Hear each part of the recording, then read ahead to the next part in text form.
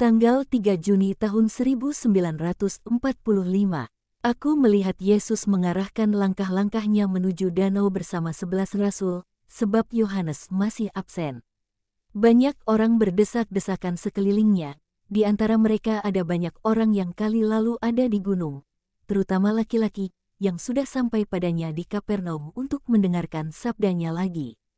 Mereka ingin menahannya, tetapi ia berkata, "Aku milik semua orang, dan ada banyak yang berhak untuk memilikiku. Aku akan datang kembali, kalian akan bersamaku, tapi biarkan aku pergi sekarang." Ia sulit berjalan menembus halayak ramai yang memadati jalan kecil yang sempit itu. Para rasul mendorong dengan bahu mereka untuk membuka jalan baginya. Tapi hal itu seperti mendorong spons yang segera memental kembali. Mereka marah juga, tetapi sia-sia belaka. Mereka sudah dekat danau, setelah suatu perjuangan yang sengit, ketika seorang laki-laki paruh baya yang kelihatan terhormat mendekati sang guru dan menyentuh bahunya untuk menarik perhatiannya. Yesus berbalik dan berhenti, bertanya, "Apakah yang kau inginkan?" "Aku seorang ahli Taurat, tetapi ajaran-ajaran kami sama sekali tak dapat dibandingkan dengan sabdamu dan aku terpesona olehnya.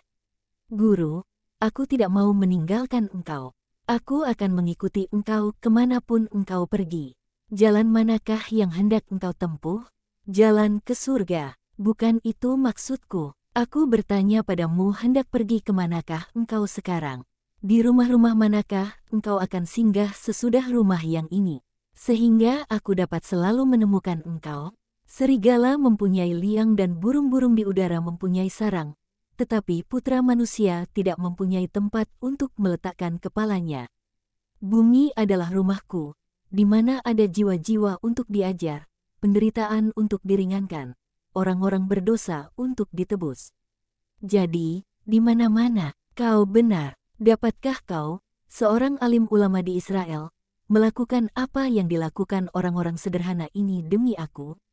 Apa yang dikehendaki di sini adalah pengorbanan, ketaatan, cinta kasih kepada semua orang, pikiran yang dapat beradaptasi dengan segala sesuatu dan dengan semua orang. Sebab keselarasan itu menarik hati. Sebab dia yang ingin merawat harus membungkuk di atas semua luka-luka. Sesudahnya akan ada pemurnian surga. Tapi di sini kita berada di lumpur dan kita harus menarik keluar dari lumpur, di atas mana kita berjalan, korban-korban yang sudah terbenam di dalamnya. Kita tidak dapat menyingsingkan baju kita dan bergerak ke satu sisi sebab lumpurnya lebih dalam di sana. Kemurnian harus ada dalam diri kita. Kita harus dipenuhi dengannya sehingga tak suatu pun lainnya dapat masuk. Dapatkah kau melakukan semua itu?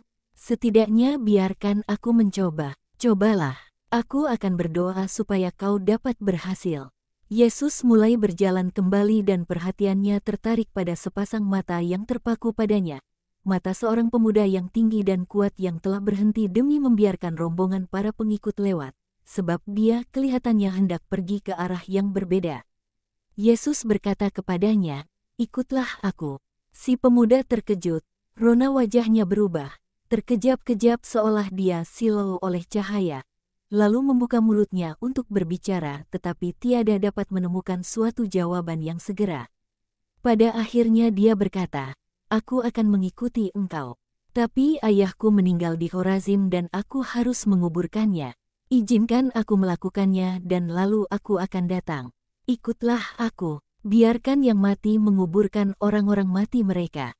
Kau sudah ditarik oleh hidup. Sebaliknya, kau merindukan itu. Janganlah menangis di atas celah yang dingangakan hidup sekelilingmu demi menjadikanmu seorang murid. Pemutusan hubungan kasih sayang adalah akar dari sayap-sayap yang dilahirkan bagi orang yang telah menjadi seorang hamba kebenaran.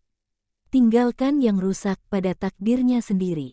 Naiklah menuju kerajaan dari yang tidak dapat rusak. Kau akan mendapati di sana juga mutiara tak dapat rusak dari ayahmu.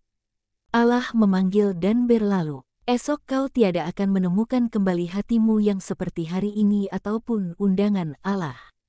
Mari, pergilah dan maklumkanlah kerajaan Allah. Pemuda itu bersandar pada sebuah tembok yang rendah dan dengan kedua lengannya tergantung pada kedua sisi tubuhnya. Dia membawa 2 buah tas kain, penuh dengan wangi-wangian dan kain-kain perban. Kepalanya tertunduk dalam permenungan, terombang-ambing di antara 2 cinta, kepada Allah dan kepada ayahnya. Yesus menanti dan menatapnya. Ia lalu memeluk seorang kanak-kanak kecil, mendekapkannya pada dadanya seraya berkata, "Katakanlah bersamaku, aku memuliakan Engkau, ya Bapa, dan aku memohon terang-Mu bagi mereka yang menangis dalam kabut kehidupan. Aku memuliakan Engkau, ya Bapa, dan aku memohon kekuatan-Mu bagi mereka yang seperti seorang kanak-kanak membutuhkan dukungan. Aku memuliakan Engkau, ya Bapa, dan aku memohon kasih-Mu yang membuat orang melupakan semuanya yang bukan dirimu sendiri, sebab mereka dapat mendapati segalanya yang baik dalam Engkau. Baik di sini maupun di surga, meski mereka tidak dapat mempercayainya." Dan si kanak-kanak, seorang bocah laki-laki tak berdosa berusia sekitar 4 tahun, mengulangi dengan suara lirihnya perkataan kudus itu dengan kedua tangannya dilipat dalam doa oleh tangan kanan Yesus, yang memegangi kedua pergelangan tangannya yang montok seolah keduanya itu adalah 2 tangkai bunga. Si pemuda membuat keputusan. Dia menyerahkan kedua tas kainnya pada seorang teman dan menghampiri Yesus, yang menurunkan si kanak-kanak sesudah memberkatinya. Dan memeluk si pemuda, dan melangkah maju seperti itu bersamanya, guna menghiburnya dan menopangnya dalam usahanya.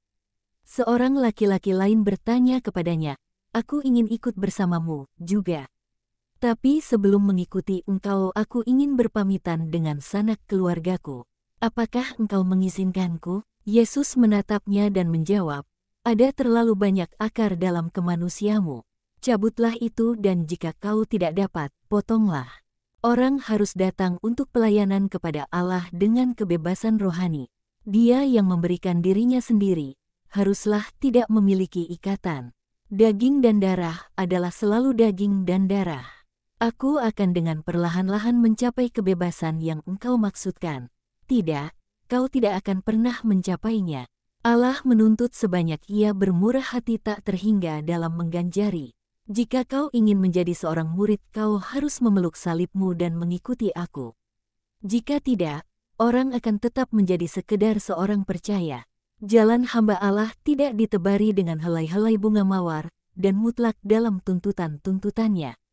Tak seorang pun yang sudah menempatkan tangannya pada bajak untuk membuat galur-galur di ladang hati dan menebarkan di sana biji doktrin Allah, dapat melihat ke belakang untuk melihat apa yang sudah ditinggalkannya, kerugian apa yang dialaminya dan apa yang dapat dimilikinya andai dia mengikuti jalan umum lainnya. Barang siapa melakukan itu tidak cocok bagi kerajaan Allah. Berupayalah untuk meyakinkan dirimu sendiri. Jadikan dirimu sendiri seorang benar dan lalu datanglah. Tidak sekarang. Mereka tiba di pantai. Yesus naik ke perahu Petrus dan membisikkan beberapa patah kata kepadanya. Aku melihat Yesus tersenyum sementara Petrus membuat gerakan yang mengekspresikan keheranan. Tetapi ia tidak mengatakan apa-apa. Juga si pemuda yang tidak jadi pergi untuk menguburkan ayahnya supaya dapat mengikuti Yesus, naik ke dalam perahu.